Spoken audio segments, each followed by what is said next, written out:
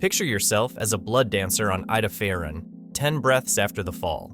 The crowd is gone, the arena sand stinks of demons, and your master has chained you up as an executioner to pass the endless night. You're 14, starving, yet the blades in your hands feel like destiny. 3 days later, you meet a lone swordsman, Asserman himself, ready to end his own misery. Instead, he watches you fight. The rage in your eyes reminds him of a future he's sworn to forge. That's when he chose her. That instant turned an abandoned slave named Ferithil into the pupil who would redefine war for an entire species. But first, she had to abandon fear and silence a galaxy that mocked her survival. Ferithil was born on Ida Faerun, one of the Eldar pleasure worlds that epitomize decadence. Her parents? Unknown. Someone dumped her at the Kernusei arenas as a baby because newborn screams amused drunken nobles. So she literally grew up in a fighting pit. Right. She learned footwork before language, blade balance before lullabies. Gladiators taught her 2 rules: win or die, and never trust applause. By the time she could string a sentence together, she had killed opponents twice her age. Any hint of compassion around her? None that survived. The Empire's rot ran too deep, but Ferithil stored every humiliation like kindling.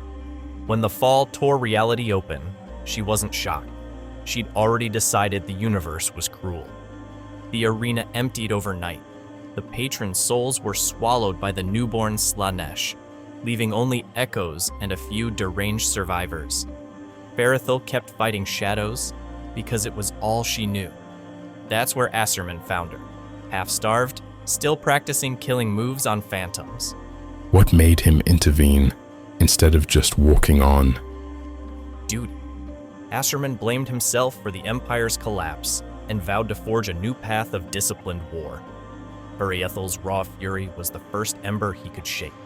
He called her Jain, Storm of Silence, and took her off-world. And she just agreed. She agreed to escape slavery. She didn't yet grasp destiny. She just smelled freedom and weapons better than rusty arena blades. On the barren moon, Asur, Asserman built the prototype Aspect Shrine. Training was brutal. Meditation at dawn, sword drills at dusk, psychic focus under starlight. Jain failed often, but each failure pissed her off enough to try harder. Did she ever clash with him? Constantly. She demanded why restraint mattered when rage had kept her alive. Asserman answered by disarming her blindfolded, again and again, until she realized speed without control was wasted motion. That revelation forged the Howling Banshee discipline: unleash terror at the exact moment it breaks the enemy's guard. When her technique finally rivaled Asserman's, he told her to travel, teach, and protect. Jain visited the first Craftworld exiles, demonstrating a war cry that shattered glass and nerves alike. So the mask came next? Yes. Terror's lament amplified her psychic wail, turning fear into a weapon. She forged Silent Death, the tri-bladed disc, to remind herself that the arena never truly leaves you.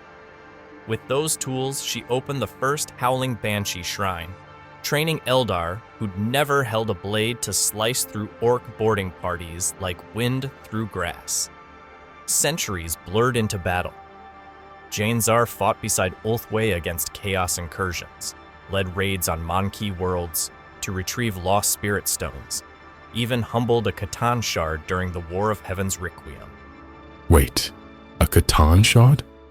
She lured it through webway mirrors, tricked it into fracturing itself against phase gates. She lost an arm that day. It regrew after her next resurrection.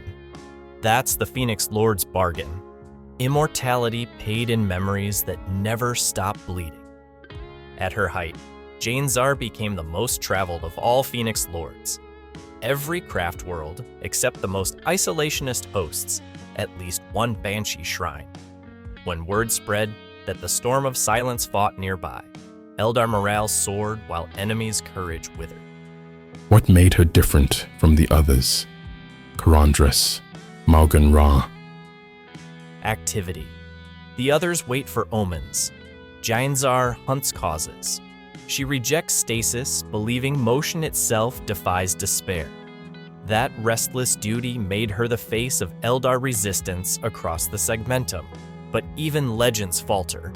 On Sagwalsa, she killed Talos Valkorin, a Chaos Prophet, just as his grenade detonated. Dreadnought Malkarian pulped her remains, thinking that ended the threat. Her armor lay scattered, spirit stone dim. So that was a genuine death, not just a wound. For months, yes. Until Ulthwé Seers recovered the shards and an Exarch merged with them. Jainzar rose again, yet something followed her back. A whisper from Ionid, god of the dead. That link drew her into the Inari, and straight into Drajar's ambush in Kamara, where he sliced her in half. He believed Elendrak's cursed shadows would trap her essence forever. He underestimated duty. Ivrain invoked Ionid, reigniting Jainzar within a loyal Exarch's body. The reborn Storm of Silence hunted Drajar through the webway and shattered him on lost Xandros, proving no chain can hold a Phoenix Lord who still has tasks unfinished.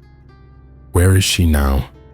Rallying Eldar kindred who've lost hope, weighing the Inari's price in souls, and sharpening Jai Maren for the next apocalypse. Some whisper she questions Ionid's path. Others say she's seeking Azurman's counsel once more. Either way, her life remains a lesson carved into Wraithbone. Cruelty may forge you, but purpose defines you. Hard to imagine she started as a nameless slave. That's why we study her. Not for the kill counts, but for the reminder that survival alone isn't victory.